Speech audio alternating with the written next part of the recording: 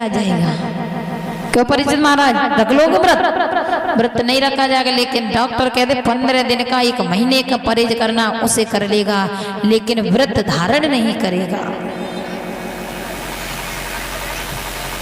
ऐसा जमाना, ऐसा समय है। पहचानो परमात्मा को। परमात्मा हर चीज से संकेत देता आ रहा है, लेकिन फिर भी पहचान नहीं पा रहा है, समझ नहीं पा रहा है। इस शरीर के अंग ही हमें संकेत देते हैं। सुखदेव जी कहने लगे, राजन हम इस वृक्ष की ही, ये जो सारी सृष्टि है ये ब्रह्मा जी के शरीर से ही रची गई है। किससे? ब्रह्मा जी के शरीर से ही। हम किसके पुत्र हैं? हम किसकी संतान हैं? हम मनु महाराज की संतान हैं। किसकी? मनु महाराज और रानी शत्रुपा।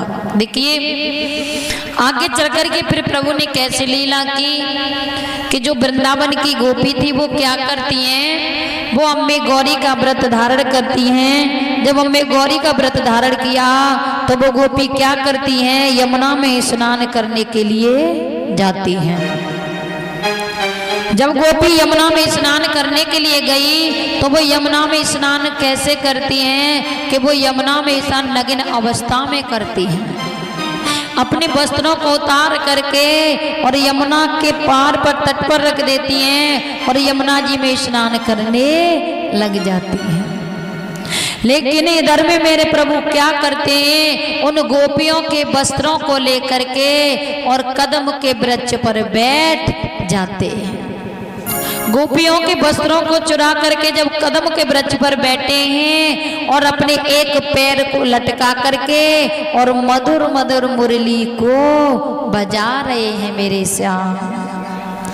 जब भगवान श्याम अपनी मधुर मधुर मुरली को बजाने लगे तो एक सखी कहने लगी, बहन देख मुझे ऐसा लगता है कि जो कन्हैया है ना वो अपनी मधुर मधुर मुरली बजा रहा है।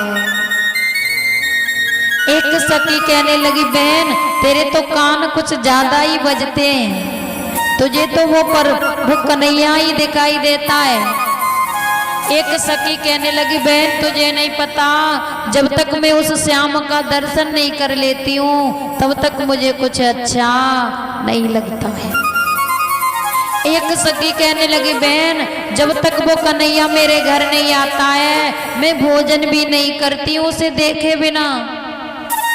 नाना प्रकार से वार्तालाप कर रही हैं और यमुना जी में स्नान कर रही हैं, लेकिन मेरे श्याम तो अपनी मधुर मधुर मुरली को बजा रहे हैं, सुना रहे हैं।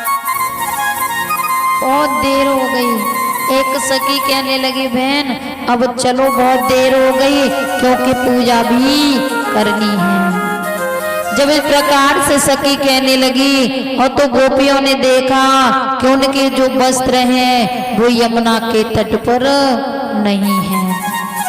जब वस्त्र दिखाई नहीं दिए उन गोपियों को, अब तो गोपी क्या करती हैं? इधर उधर अपनी दृष्टि को घुमाने लगी और अपने वस्त्रों को देखने लगी हैं तो वस्त्र दिखाई नहीं दिए। लेकिन एक जो सखी है ना उसकी दृष्टि कहाँ गई परीक्षित महाराज? कदम के वृक्ष की तरफ। वो भी कैसे कि भगवान श्याम का जो पैर था ना वो दिखाई दे गया, क्योंकि पैर लटका करके बैठे थे, पैर में पायल पहने थे भगवान श्याम।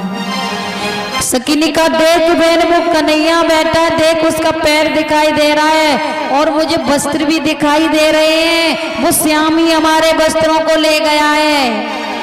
अब तो जैसी गोपियों ने कहा, ए कन्हैया जरा हमारे वस्त्र दे दो, उसी समय देखिए भगवान ने एक डाली तोड़ी, डाली को तोड़ करके अपने शरीर को ढक लिया था जिससे गोपियों को दिखाई नहीं दो। उसी समय श्याम ने वो डाली उठाई और तो पूरे श्याम दिखाई दे गए और गोपियों के वस्त्र भी दिखाई दे गए।